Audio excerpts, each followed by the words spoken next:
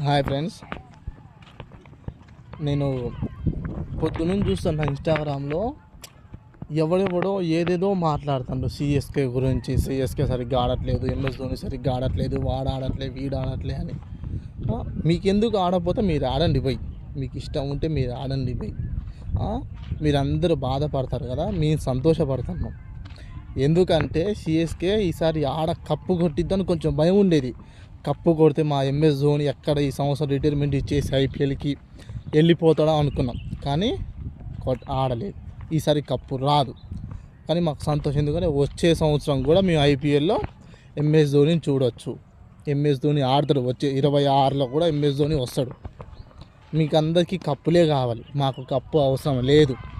మాకు వద్దు కూడా వద్దు కప్పు, లేకపోయినా అదే మా ఎంఎస్ ధోని వచ్చి ఒక 10 నిమిషాలు ఆడిపోతే మాకు అదే చాలు.